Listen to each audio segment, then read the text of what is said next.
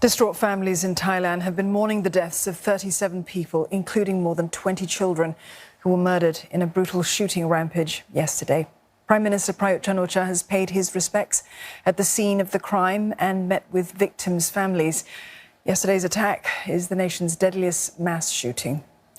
The Prime Minister has met with survivors in Nong Bua Lampu province. He apologized for the tragedy and placed flowers outside the daycare centre where the attack occurred. Thailand's King and Queen are expected to visit victims at a hospital. They will cover medical treatment costs for the survivors and pay for funerals. The killer was identified as 34-year-old Panya Kamrap, a former police officer. He was fired from the force for drug-related charges. Armed with a knife and gun, he forced his way into the nursery and killed staff and children. Authorities say he then drove home and murdered his wife and child before taking his own life. His motive remains unclear. Thailand's national policy chief says a toxicology report indicated no drugs had been found in the gunman's system. May Wong joins us live now from Wat Rat Samakhi. That's where the bodies of the victims are being held. May, how are families of the victims coping?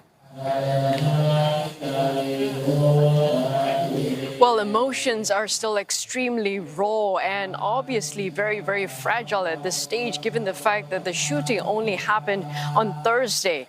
And obviously every word, every action and every place, for example, the childcare center that the family members see will actually bring about a wave of sadness, a wave of emotions. And one example is this temple over here.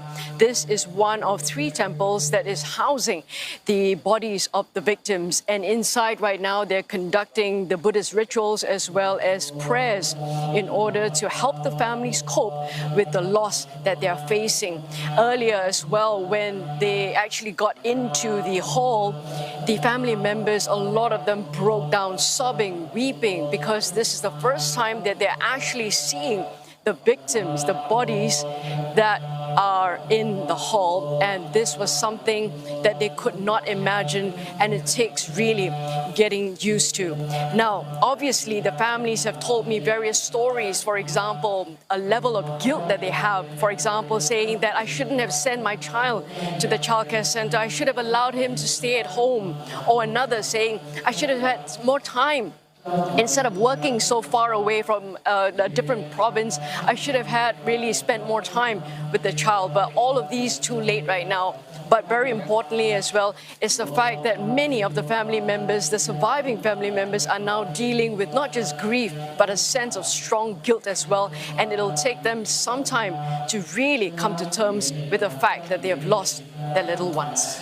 A terrible tragedy, May, and there are calls to prevent such a violent act from ever happening again. A key focus is on gun laws.